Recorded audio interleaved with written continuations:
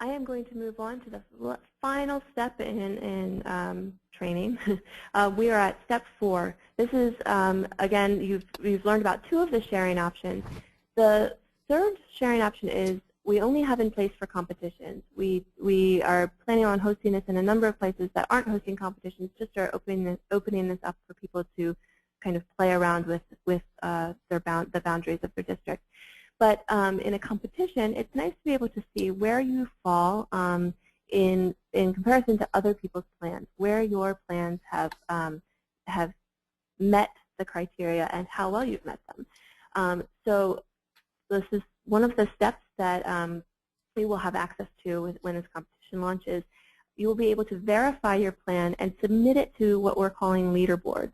Leaderboards are a number of measures of that you are aiming for, and you will verify your plan. Now, verification goes through a number of steps. First of all, when you say verify and submit my plan, you are verifying that your plan is contiguous, that all the districts are contiguous, that you have enough districts. There's the possibility that you might not have enough districts, that you didn't assign that you created 10 districts instead of 30. And so it will check for that. And if at any point in this verification process it finds that you aren't meeting the stated requirement, it will say you can't be submitted to the leaderboard. Now, because this competition is new and there aren't, nobody has started drawing to the point where they've created a legal redistricting or district plan, there aren't any plans to submit for the leaderboard. I'm going to switch over now to the Virginia competition. We're looking here at the leaderboards for the Virginia competition. They use several different measures than we'll be using because of different requirements and different geographies. They have the top 10 plans that have met equal population. This is an average of median equal population for each district.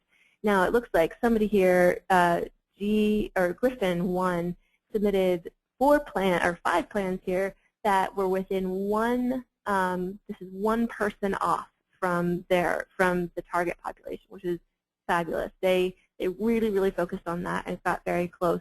And the next one is 5, and there are some people that are a little bit more off in total population. Then there's average compactness, and this takes an average compactness measure of each district and averages them all together. This person, Captain 86 from Christopher Newport University, had an average score of 53% compact, which is a pretty high compactness score for districts. It's difficult to get them super compact. They also have 2 measures here. Now, we will have a competitiveness measure for Arizona. We will not have a representational fairness measure. Competitiveness measure, and this is something that Ken was alluding to earlier. We're continuing to work out what exactly the algorithm is on the back end, or the formula. Sorry, I was looking for my words. The formula, but here you can see the competitiveness formula here was based on, I think it was an average of 2 past elections, and the scoring matched that accordingly. And again, you can see there are some people who had a couple plans that were final plans that were gauged as very competitive. So this will be available through the competition, but again, the leaderboards might seem pretty empty for some time until people start really drawing their plans and submitting them. You might be asking if you have a plan that you want to submit to the leaderboards, but you don't want to share with other people. That's okay. You can do that. So it looks like this person submitted this plan, which you can click on. It's hyperlinked, and you can click on it, go look at it. This is the unique URL.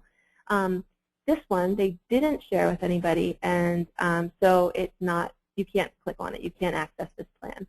So you can show up on the leaderboards and take your top prize, but you don't necessarily have to share that with other people. One thing to mention about the leaderboards, though you may show up, you may rank high in this ranking, that's not the final criteria for judging plans necessarily.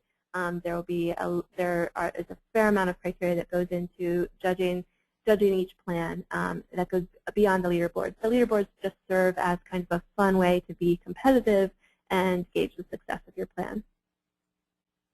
At this point, are there any other questions? I don't see any others that have come up.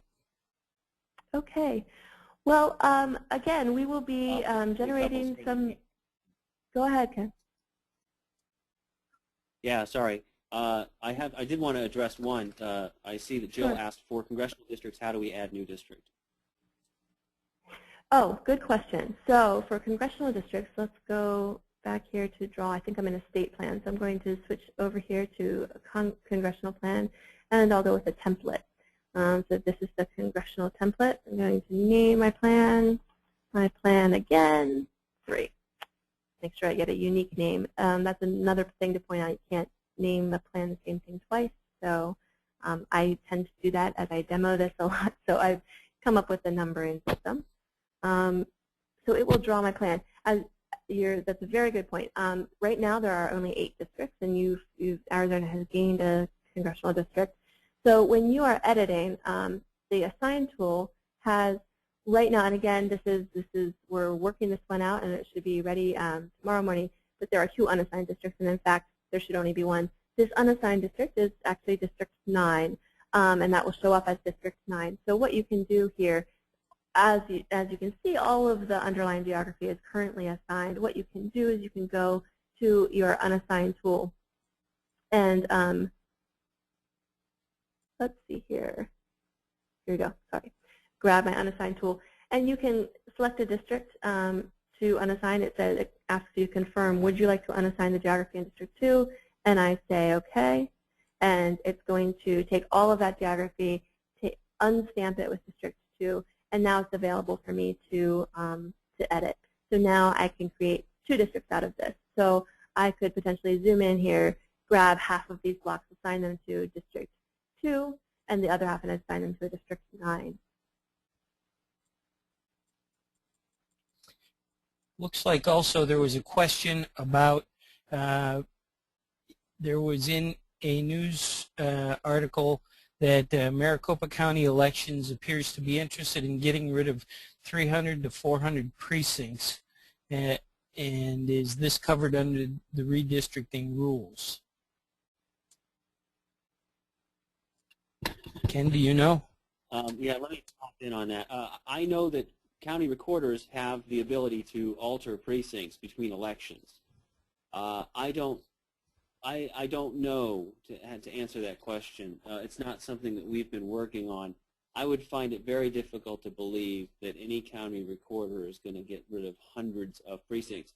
There are only 2,200 precincts or thereabouts statewide.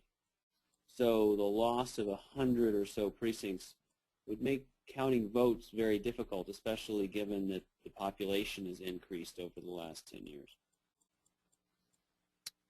And is there anything we need to know for printing these maps? No. So at this time, that's another feature that's in our docket for development, and will be available several months down the road. There are a couple shortcuts or workarounds that we've recommended to people. One is taking screenshots. You can take a screenshot of your statistics bar. You can take a screenshot of the map itself, and embed those in any number of types of files. Now I know that's not ideal, but it will give people a sense of what your boundaries, the boundaries that you've drawn. Another possibility is if you do have any kind of software that that could draw maps that would ingest that CSV file I was telling you about, or block equivalency file we're calling it. You could also do that. You could ingest that and generate a map. I know that's not an option for most people, but the screenshot option is really the way to go at this point.